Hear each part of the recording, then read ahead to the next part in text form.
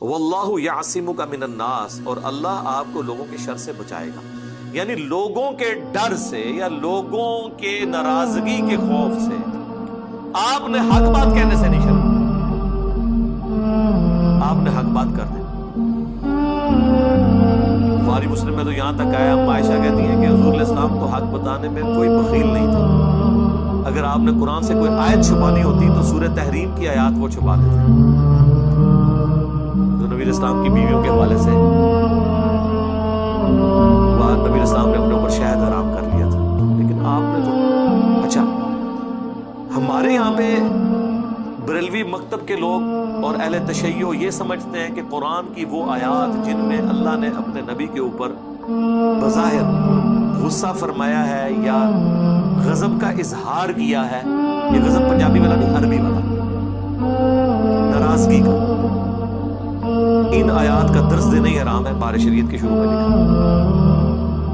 حالانکہ ہمارے پاس سب سے بڑا ثبوت کہ اس قرآن کا رائٹر محمد رسول اللہ نہیں بلکہ یہ اللہ کی طرف سے نازل ہوئی ہے، وہ آیات ہیں جن آیات میں نبی علیہ السلام کے ساتھ اس لیول کی گفتگو ہے.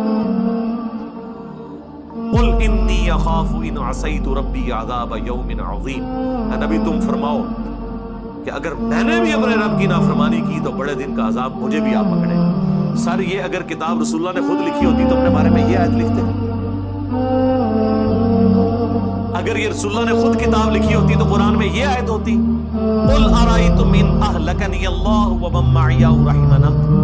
اے نبی تم فرماؤ کہ اگر اللہ مجھے ہلاک کر دے یا میرے ساتھیوں کو تو بتاؤ کافر کس زوم میں ان کو عذاب سے کون بچا سکتا. قرآن میں یہ آیت ہوتی سورہ بنی اسرائیل کی کہ نبی قریب تھا کہ تم بھی کافروں کی طرف جھک جاتے اگر ہم تمہارا دل مضبوط نہ کرتے، اور اگر ایسا ہو جاتا تو ہم تمہیں دنیا میں بھی دگنا عذاب دیتے اور آخرت میں بھی ہمارے عذاب سے اے نبی تمہیں بچانے والا کوئی نہ ہوتا. یہ آیت سورہ بنی اسرائیل میں ہوتی اگر اس کتاب کا رائٹر محمد رسول اللہ ہوتے صلی اللہ علیہ وسلم.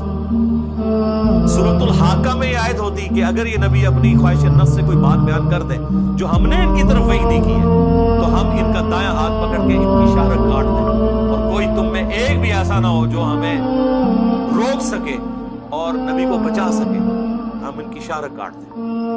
اتنی سخت آیات قرآن کی. پھر آیا کہ اے نبی تمہیں تو کوئی امید نہیں تھی کہ تمہاری طرف اللہ کی طرف سے وحی نازل ہوگی، یہ تو ہمارا فضل ہے، ہم چاہیں تو اس کو لے کے بھی جا سکتے ہیں. سخت. سورۃ الاحقاف میں اے نبی تم فرماؤ میں کوئی نیا رسول نہیں ہوں، مجھ سے پہلے بھی اور رسول گزرے اور مجھے تو یہ بھی نہیں پتا کہ خود میرے ساتھ کیا ہوگا. اتنی سخت آیات. یہ وہ ساری آیات جن کے اوپر بین ہے نا، یہ ساری آیات وہ ہیں کہ جو جسٹیفائی کرتی ہیں کہ یہ اس کتاب کا رائٹر محمد رسول اللہ نہیں ہے بلکہ یہ اللہ کی طرف سے نازل ہوئی ہے. انہوں نے جب یہ بین کر دی آیات تو انہوں نے کافر کو کس منہ سے جا کے جسٹیفائی کرنا ہے کہ یہ اللہ کی کتاب ہے. وہ تو ساری آیات پڑھنا ہی گستاخی ہے. یہ تو آیت پڑھنے والا خود اپنے اوپر 295 لگوا لے گا. اگر یہ قرآن اللہ کی طرف سے نازل نہ ہوا ہوتا، نبی علیہ السلام نے خود لکھا ہوتا، تو یہ جو آیت مبارکہ ہے، اے نبی تم فرماؤ کہ سورۃ الاعراف کے اندر نہ تو میں غیب جانتا ہوں، اگر میں غیب جان لیتا تو خیر کثیر جمع کر لیتا، نہ میں تمہارے نفع کا مالک ہوں نہ تمہارے نقصان. میں تو خود پابند ہوں اس وحی کا جو اللہ کی طرف سے کی جاتی ہے، میں تو ڈر سنانے والا ہوں. اگر نبی علیہ السلام نے کتاب لکھی ہوتی تو اس میں یہ آیت ہوتی، ہر جگہ اپنے معاملے کو ڈسکس.